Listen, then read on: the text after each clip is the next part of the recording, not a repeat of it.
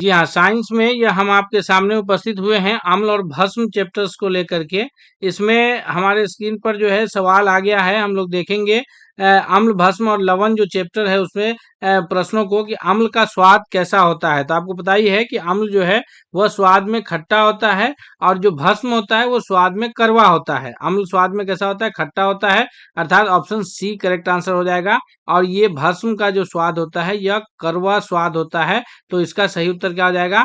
पहला का C answer सही हो जाएगा। अगले प्रश्न की ओर बढ़ते हैं। नेक्स्ट क्वेश्चन है हमारे स्क्रीन पर। अगला क्वेश्चन कौन सा है, आइए देखते हैं। तो अगला नंबर सवाल है, दूसरा नंबर कि निम्नलिखित में से कौन प्राकृतिक सूचक है? फिनोल्फ्थालीन है, मेथिल ऑरेंज है और लिटमस है और मेथिल रेड है। यानी इनमें से कौन के जरिए जो है ये प्राकृतिक सूचक है जिससे हम लोग अम्ल और भस्म का पता लगाते हैं? तो ऑप्शन सी सही उत्तर हो जाएगा कि लिटमस जो है यह एक प्राकृतिक सूचक है। लिटमस नीला लिटमस जो है यह अम्ल में लाल हो जाता है। नीला लिटमस अम्ल में क्या हो जाता है? लाल हो जाता है। किसमें?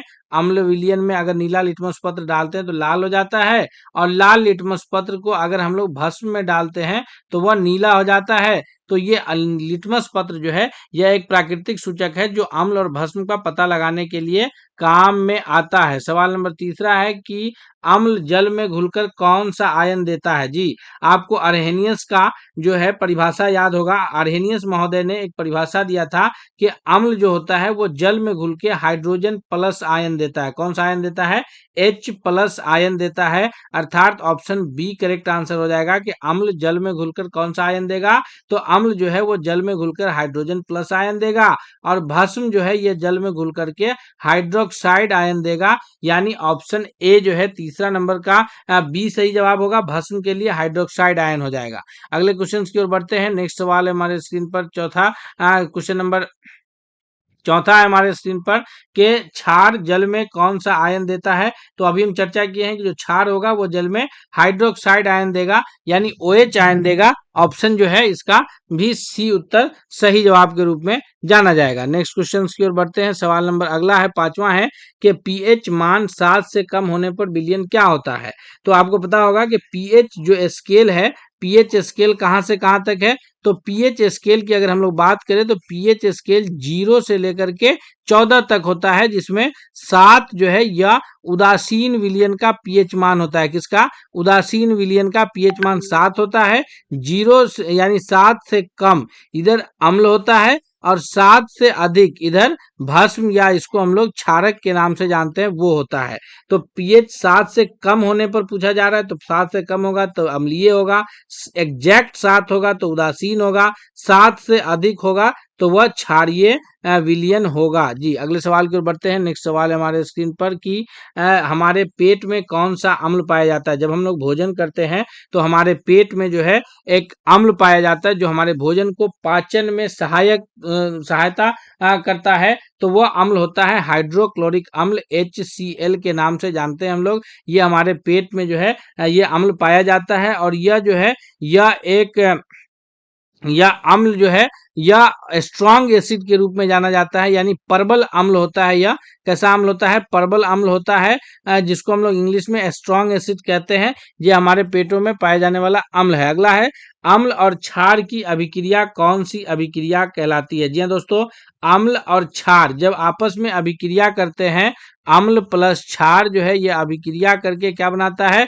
तो यह लवण तथा जल बनाता है। लवण तथा जल बनाता है। और यह जो अभिक्रिया है, अम्ल और क्षार की जो अभिक्रिया है, इस अभिक्रिया को हम लोग उदासीनीकरण क्या कहते हैं? उदासीनीकरण अभिक्रिया के नाम से जानते हैं। ऑप्शन इसका सी सही जवाब हो जाएगा। नेक्स्ट सवाल है हमारे स्क्रीन पर कि बेकिंग सोडा, जिसको हम लोग खाने के सोडा के नाम से भी जानते हैं, कि बेकिंग सोडा का रासायनिक नाम क्या है? जी हाँ, तो बेकिंग सोडा का जो रासायनिक नाम होता है, 8वां नंबर सवाल का सही जवाब हो जाएगा ऑप्शन बी NaHCO3, यानी सोडियम हाइड्रो ये कार्बोनेट जो है सोडियम हाइड्रोजन कार्बोनेट के नाम से हम लोग जानते हैं, जो बेकिंग सोडा के रूप में जाना जाता है। अगला सवाल है कि धोने वाला सोडा का सूत्र है।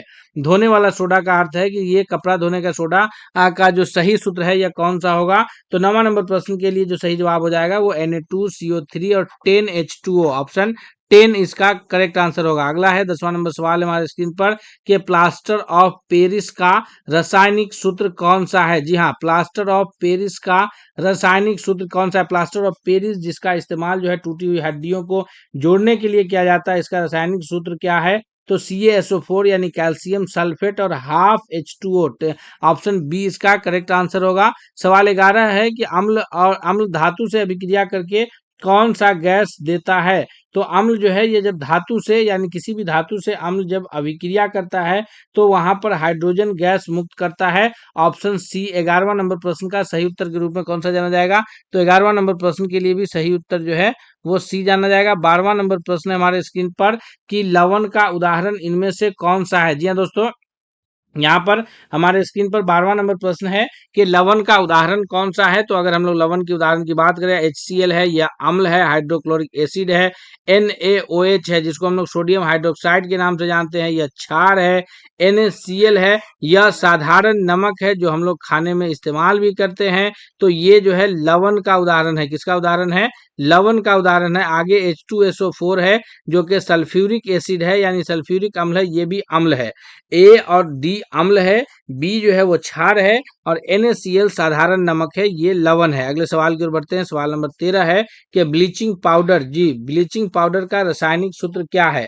तो ऑप्शन 13वां नंबर सवाल का जो सही जवाब होगा वो ऑप्शन ए हो जाएगा कि CaOCl2 जो है ये ब्लीचिंग पाउडर का रासायनिक सूत्र है। अगले सवाल की ओर बढ़ते हैं। सवाल नंबर 14 है कि दांतों का क्षय किस पीएच से कम पर शुरू होता है, यानी उस पीएच मान से अगर कम पीएच रहेगा यानी अगर अम्लीय होगा तो दांतों का क्षय यानी दांतों का खराब होना, बर्बाद होना शुरू हो जाएगा। तो वो है अब पीएच मान 5.5 यानी ऑप्शन सी 14 का ऑप्शन सी सही जवाब होगा कि पीएच अगर 5.5 से कम है तो दांत खराब होना शुरू हो जाएगा। जी अगले सवाल की ओर बढ़ते हैं। सवाल नंबर 15 है कि अम्लीय वर्षा का मुख्य कारण कौन सा है। जो एसिड रेन होता है, अम्लीय वर्षा होता है, वो किसके किसके वजह से होता है। कार्बन डाइऑक्साइड और ऑक्सीजन की वजह से, या फिर सल्फर डाइऑक्साइड और नाइट्रो डाइऑक्साइड, या हाइड्रोजन गैस और ऑक्सीजन गैस, या फिर मीथेन गैस की वजह से। तो अम्लीय वर्षा जो है ये मुख्य रूप से सल्फर डाइऑक्साइड और नाइट्रोजन डाइऑक्साइड की वजह से होता है। NSO2 और NO2 की वजह से ये होता है। ऑप्शन 15 का बी करेक्ट आंसर होगा। अगले सवाल की ओर बढ़ते हैं। सवाल नंबर 16 है कि फिनोल्फ्थलीन क्षार में कौन सा रंग देता है। तो फिनोल्फ्थलीन को अगर क्षार में मिलाते हैं तो यह कौन सा रंग देता है। तो 16वां का सही जवाब हो जाएगा बी कि यह गुलाबी रंग देता है। अगले सवाल की ओर हम लोग बढ़ते हैं। नेक्स्ट सवाल है कि NaCl से कौन सा उत्पाद प्राप्त होता है। NaCl से कौन सा उत्पाद प्राप्त होता है। जी हाँ दोस्तों, 17वां नंबर क्वेश्चन का सही जवाब क्या हो जाएगा। तो अगर 17वां नंबर क्वेश्चन कह रहा है कि NaCl से कौन सा उत्पाद प्राप्त होता है, तो हम लोग इसको अगर NaCl को हम अगर इसको ब्रेक करेंगे तो ब्रेक करने के पश्चात, चूंकि यहाँ पर ये जो है हाइड्रोक्लोरिक एसिड HCl और NaOH से मिल करके जो है NaCl प्लस जल बना है, NaCl प्लस जल बना है। तो अगर हम लोग NaCl को वैद्युत अपघटन के जरिए तोड़ेंगे तो तोड़ने के पश्चात हमको जो है हाइड्रोक्लोरिक अम्ल, सोडियम हाइड्रोक्साइड और फिर Cl2 गैस प्राप्त होगा। यानी 17 का ऑप्शन डी हो जाएगा कि ये सभी NaCl से हमें ये सभी उत्पाद प्राप्त हो गए जब हम NaCl का वैद्युत अपघटन, जो आप वैद्युत अपघटन अभिक्रिया पढ़े होइएगा, अगर हम लोग वैद्युत अपघटन करते हैं तब। सवाल नंबर 18 है कि जिप्सम को गर्म करने पर क्या बनता है। तो जिप्सम को जब गर्म किया जाता है तो प्लास्टर ऑफ पेरिस बनता है। जिप्सम को गर्म करने पर क्या बनता है। तो जिप्सम को गर्म करने पर प्लास्टर ऑफ पेरिस बनता है। अगला सवाल है कि निम्नलिखित में से कौन सा कमजोर अम्ल है। HCl, जो हम आपको पहले ही बोले हैं कि HCl जो है यह एक प्रबल अम्ल है। उसके बाद अगर हम लोग बात करें H2SO4 का, तो H2SO4 भी जो है वह प्रबल अम्ल है। H2SO4 भी प्रबल अम्ल है। HNO3 है और फिर CH3COOH है। ऑप्शन सी जो है इसका करेक्ट आंसर हो जाएगा कि ये एक कमजोर अम्ल है जिसको दुर्बल अम्ल के नाम से भी जानते हैं। सवाल नंबर 20 है कि उदासीन विलयन का पीएच होता है। अभी हम पीछे चर्चा किए पीएच स्केल में कि पीएच स्केल 0 से 14 के बीच होता है और 7 पीएच मान जिसका होगा वह विलयन उदासीन होगा, अर्थात उदासीन विलयन का पीएच मान क्या होगा, 7 होगा। 0 और 5 ये अम्लीय विलयन का पीएच मान होगा, जिसमें 0 जो है ये सबसे प्रबल अम्ल का पीएच होगा और 14 जो है ये सबसे प्रबल क्षार का पीएच मान होगा। जी याद रखिएगा। आगे प्रश्न की ओर बढ़ते हैं। नेक्स्ट सवाल है हमारे स्क्रीन पर कि लाल लिटमस को नीला कौन करता है। तो ये नीला लिटमस को जो लाल करता है उसके उल्टा लाल लिटमस को नीला करता है। सवाल है कि लाल लिटमस को नीला कौन करता है। तो इस सवाल 21वां का जवाब होगा कि लाल लिटमस को नीला करने का काम क्षार का होता है। किसका होता है, क्षारक जो होता है वो लाल लिटमस को नीला करता है। कौन करता है, क्षारक जो है यानी NaOH सोडियम हाइड्रोक्साइड जो कि एक क्षार है। NaOH पूरा नाम क्या है, NaOH का पूरा नाम है याद रखिएगा sodium hydroxide. Sodium hydro oxide जो है हाइड्रोक्साइड ये क्या है, यह लाल लिटमस को नीला करने का काम करता है। सवाल अगला है कि अम्ल की प्रकृति किस आयन के कारण होती है। जी हाँ, अम्ल की जो प्रकृति है, अम्ल जो खट्टा होता है यह किस आयन के कारण होता है। तो अम्ल की प्रकृति हाइड्रोजन आयन के कारण होती है। ऑप्शन 22 का कौन सा होगा, बी करेक्ट आंसर होगा। 23वां नंबर क्वेश्चन की ओर बढ़ते हैं। सवाल है कि निम्नलिखित में से कौन क्षारक नहीं है। KOH CaOH2 NH4OH और H2CO3। तो यहाँ पर 23वां नंबर सवाल का सही जवाब डी है कि H2CO3 जो है यह क्षारक नहीं है। अगले क्वेश्चन की ओर बढ़ते हैं। सवाल अगला है कि निम्नलिखित में से कौन अम्लीय लवण है। जी अम्लीय लवण, लवण की जब हम लोग बात करते हैं तो लवण जो होता है यह उदासीन होता है। लवण कैसा होता है, उदासीन होता है। और लवण की जो प्राप्ति है यह अम्ल और भस्म से, अम्ल और भस्म कहिए या क्षार कहिए, अम्ल और क्षार के अभिक्रिया के पश्चात हम लोग को लवण प्राप्त होता है। तो यहाँ पर अम्लीय लवण और भस्मीय लवण या क्षारीय लवण दो वर्ड आता है। तो अगर हम लोग प्रबल अम्ल और दुर्बल क्षार, प्रबल अम्ल और दुर्बल क्षार का रिएक्शन कराते हैं तो वह लवण जो है वह अम्लीय लवण होता है। कैसा लवण होता है, अम्लीय लवण होता है। इसी के उल्टा अगर दुर्बल अम्ल है, कैसा अम्ल है, अम्ल दुर्बल है और क्षार जो है यह प्रबल है तो प्रबल क्षार होगा तो उस प्रकार का जो विलयन बनेगा वो क्षारीय क्षारीय लवण कहलाएगा। याद रखिएगा, अम्लीय क्षारीय लवण और अम्लीय लवण में ये फर्क है। तो यहाँ पर 24वां नंबर प्रश्न का जो सही उत्तर हो जाएगा कि इसमें अम्लीय लवण कौन सा है। तो 24 के लिए बी सही जवाब हो जाएगा कि NH4Cl जो है यह एक अम्लीय लवण है। अगले सवाल की ओर हम लोग बढ़ते हैं। सवाल नंबर 25 है हमारे स्क्रीन पर कि चूने के पानी का रासायनिक नाम क्या है। जी हाँ, चूने के पानी का जो रासायनिक नाम है वो है calcium hydroxide, CaOH। Calcium hydroxide जो है यह चूने के पानी का रासायनिक नाम है CaOH। CaOH जो है ये चूने के पानी का रासायनिक नाम है। अगला सवाल है हमारे स्क्रीन पर कि सिरके में कौन सा अम्ल पाया जाता है। 26वां नंबर सवाल है कि सिरके में साइट्रिक अम्ल, एसिटिक अम्ल, लैक्टिक अम्ल या फिर टार्टिक अम्ल कौन सा पाया जाएगा। तो सिरके में 26 का बी सही जवाब हो जाएगा कि एसिटिक अम्ल जो है यह सिरका में पाया जाता है। लैक्टिक अम्ल जो है यह दही में पाया जाता है। टार्टिक अम्ल जो है यह इमली में पाया जाता है। अगला है कि निम्नलिखित में से कौन अम्लीय ऑक्साइड है। अम्लीय ऑक्साइड यानी अम्ल का ऑक्साइड इनमें से कौन है, MgO है, Na2CO है, CaO है या फिर CO2 है। तो 27वां नंबर सवाल का CO2 जो है यह एक अम्लीय ऑक्साइड के रूप में जाना जाता है। नेक्स्ट सवाल है कि NaOH का सामान्य नाम क्या है। जी NaOH का जो रासायनिक नाम है हम सभी जानते हैं कि सोडियम हाइड्रोक्साइड के नाम से जानते हैं। किस नाम से, सोडियम हाइड्रोक्साइड के नाम से इसको जानते हैं, लेकिन इसका सामान्य नाम जो है वो कास्टिक सोडा है। ऑप्शन ए इसका करेक्ट आंसर है। 29 है कि NaOH बनाने की प्रक्रिया क्या है। तो NaOH को जो बनाने की प्रक्रिया है यह क्लोर क्षार प्रक्रिया के द्वारा तैयार किया जाता है। सवाल नंबर 30 है कि अम्ल और धातु की कार्बोनेट अभिक्रिया करके क्या बनाता है।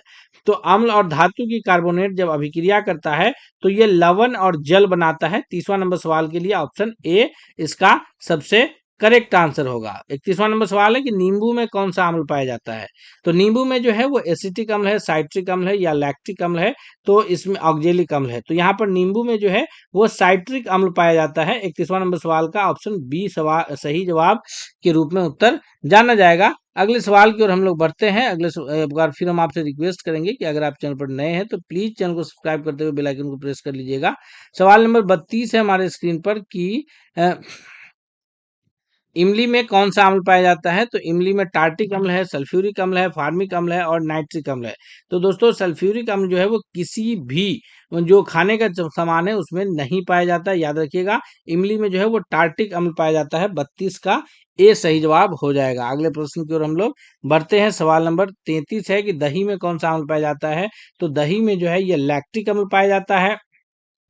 लाल चींटी के डंक में जो है फॉर्मिक अम्ल पाया जाता है। नींबू में साइट्रिक अम्ल पाया जाता है। याद रखिएगा आप सभी। अगला है कि चींटी के डंक में कौन सा अम्ल पाया जाता है? तो चींटी के डंक में जो है यह फॉर्मिक अम्ल पाया जाता है। जी हाँ। अगले सवाल की ओर बढ़ते हैं। सवाल अगला है कि टमाटर में कौन सा अम्ल पाया जाता है?